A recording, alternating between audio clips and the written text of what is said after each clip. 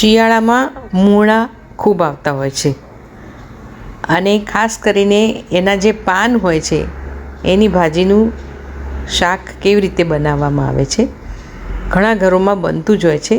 જે લોકો શીખાવું હોય એને પદ્ધતિસરની મેથડ સાથે આ શાકની મેં રેસીપી આપી છે. તમને ભાવે છે? મને ખૂબ ભાવે છે. લખજો.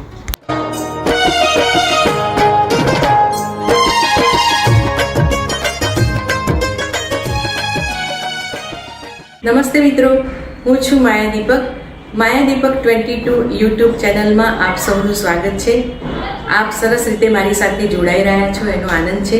હજુ પણ તમે મારી ચેનલ સબસ્ક્રાઈબ ના કરી હોય તો માયા દીપક 22 યુટ્યુબમાં જઈ અને સબસ્ક્રાઈબ કરો, શેર કરો, લાઈક કરો, કોમેન્ટ કરો અને બાજુમાં રહેલા બેલ આઇકોન પર ઓલ બટન આવે ત્યાં ક્લિક કરો, જેથી મારા રસોઈ કળાના વિડીયો અને સંગીત કળાના વિડીયો તમને સમયાંતરે મળતા રહેશે. મિત્રો, તમે મને ફેસબુક પેજ પર પણ ફોલો કરી શકો છો અને ઇન્સ્ટાગ્રામ પર પણ ફોલો કરી શકો છો. શિયાળામાં આ ઋતુમાં કારતક મહિનામાં મૂળા ખૂબ આવે છે અને સફેદ મૂળા, બહાર ફોરેનમાં લાલ કલરના નાના મૂળા મળતા હોય છે. ટેસ્ટ આપણા મૂળા જેવું હોય છે અને એ મૂળાની જે ભાજી હોય છે એ બહુ ગુણકારી હોય છે. એ ભાજીનું શાક કેવી રીતે બનાવવું, તો ચાલો શરૂ કરીએ મૂળાની ભાજીનું શાક. આ મૂળા છે અને આ મૂળાની ભાજી જે દાંડિયા કહેતા હોય છે એનું એક સરસ મજાનું હેલ્ધી શાક. તમે જોઈ શકો છો કે આપણે અહીંયા સફેદ કલરના આવા મૂળા મળતા હોય છે. બહાર ફોરેનમાં નાના નાના ટામેટાં આવે ને એ સ્ટાઇલના લાલ કલરના મૂળા મળતા હોય છે. તો નવાઈ લાગે પણ ટેસ્ટમાં આપણા મૂળા જેવા જ લાગે. મૂળા ઘણી વખતે પાચનમાં ગુણકારી છે, પણ તમે ભોજનમાં રાત્રે ખાઓ તો તમને નડે છે, એટલે બિલકુલ તમારે બપોરે જ ખાવા. એટલે આપણી કહેવત છે એમાં લખ્યું છે ને કે મૂળા મોગરીને દહીં અને ભોજનની સાથે રાત્રે નહીં. એટલે અને તમે જ્યારે બપોરે પણ ખાઓ તો એકલા ખાધા પહેલાં મૂળા નહીં ખાવા, ક્યારેય ભોજન સાથે જ ખાવા. મેં થોડુંક લસણ લીધું છે, લીલા મરચાં લીધા છે. આ લીલું લસણ અત્યારે અવેલેબલ છે અને લીલી ડુંગળી લીધી છે અને ચણાનો લોટ લીધો છે. સૌપ્રથમ આપણે આ જે મૂળા છે એને આવી રીતે દાંડીથી અલગ કરી, આ જે પાંદડા છે ઉપરના અહીંયા સુધી કૂણી દાંડી હોય તો લેવાની છે, એને કાપી અને 4-5 વાર ધોઈ લીધા છે. પાણી નિતારી લીધા છે. પાંદડા મૂળાના બહુ જ ગુણકારી હોય છે અને એમાં vitamin A, C, potassium, phosphorus, calcium અને થોડુંક તાંબુ પણ જોવા મળે છે. પ્રોટીન છે, કાર્બોહાઈડ્રેટ્સ છે. અંદર ઘણી વખતે મૂળાના પાન આવતા હોય છે, એમાં કાંટા હોય છે અને તમને ગળામાં એ જ્યારે ખાઓ ત્યારે વાગે નહીં. એના માટે આપણે થોડુંક એમાં મીઠું ઉમેરીશું. તમે જોઈ શકો છો કે બહુ જ મીઠું ઓછું ઉમેરવાનું છે, કારણ કે ભાજીમાં આમ પણ મીઠું હોય છે. વધારે પડતું મીઠું નાખશો તો ખારી થઈ જશે, એટલે બહુ જ ઓછું મીઠું નાખીએ છીએ. એને મિક્સ કરી લઈએ છીએ, કારણ કે એનાથી એના કાંટા જે હશે એ બધા ક્ષાર હશે એ બધું નીકળી જશે. અને આ પ્રોસેસ કરવી જરૂરી છે. જ્યારે પણ ભાજી બનાવો ત્યારે આ પ્રોસેસ કરવાની તમારે, નહીં તો તમને ગળામાં કાંટા વાગશે. લોટ શેકેલો હશે તમારી ભાજીમાં તો બિલકુલ કાચો નહીં લાગે. જ્યારે પણ ઉપર તમે ભભરાવશો ત્યારે બિલકુલ તમારી ભાજી ફક્ત 2 મિનિટમાં જ્યારે જમવા બેસો ત્યારે ફટાફટ થઈ જશે. મિત્રો, હંમેશા યાદ રાખવું કે પાકા અને ઘરડા મૂળા જે હોય એ કોઈ દિવસ ના ખાવા, એ ત્રિદોષકારક હોય છે. એને મૂળાને આ જે ભાજી હોય એને તેલ કે ઘીમાં પકવીએ ત્યારે એ ત્રિદોષક નાશ પામ્યું છે. એનું ખાસ ધ્યાન રાખવું તમારે. આને ધીરે ધીરે શેકી લઈએ છીએ. શેકતા 5 મિનિટથી પણ વધારે ટાઈમ નહીં લાગે. સરસ એની સ્મેલ આવવા માંડે ત્યાં સુધી શેકીએ છીએ. આ લોટ શેકાઈ ગયો છે, તમે જોઈ શકો છો કે સહેજ બ્રાઉનિશ થાય ત્યાં સુધી શેકવાનું છે. અને એને અમે બાઉલમાં કાઢી લઈએ. 4 ચમચી તેલ લીધું છે, રાઈ નાખી દઈએ છીએ. અમે રૂટીન મસાલા છે, જુઓ, સૂકું લસણ છે, લીલા મરચાં છે, લીલું લસણ છે, લીલી ડુંગળી છે, હિંગ છે, અજમો છે, ધાણા જીરું છે અને હળદર છે.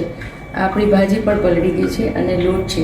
અજમો મસળી નાખ્યો છે એ નાખી દઈએ છીએ અને હિંગ પણ નાખી દઈએ છીએ. લસણ જે સૂકું છે એ નાખી દઈએ છીએ. મરચાં નાખી દઈએ છીએ, લીલું લસણ નાખી દઈએ છીએ, લીલી ડુંગળી નાખી દઈએ છીએ. આને હલાવતા આવીએ છીએ. ગેસ ધીમો રાખીએ છીએ. ત્યારબાદ આ હળદર નાખી દઈએ છીએ. હળદર ખાસ નાખવી એનો કલર પણ સરસ આવશે. આપણે ધાણા જીરું એડ કરી નાખીએ છીએ.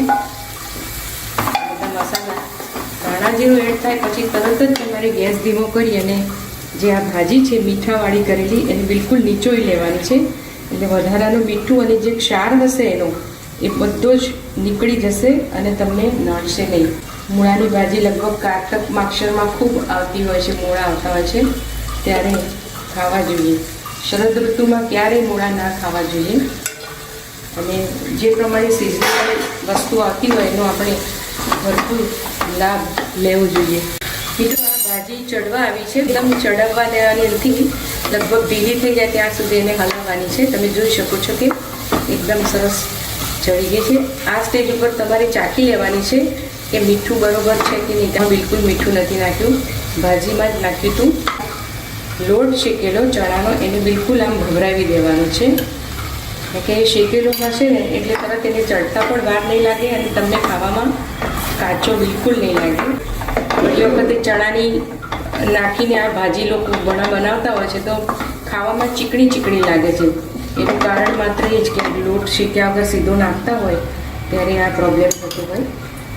અને આ લોટ તમે આ જે કર્યો હોય એ વધે તો ચિંતા નહીં કરવાની, લગભગ મહિના સુધી તમારા ફ્રીજમાં એમ પણ સ્ટોર રહેશે કારણ કે શેકેલો હોય.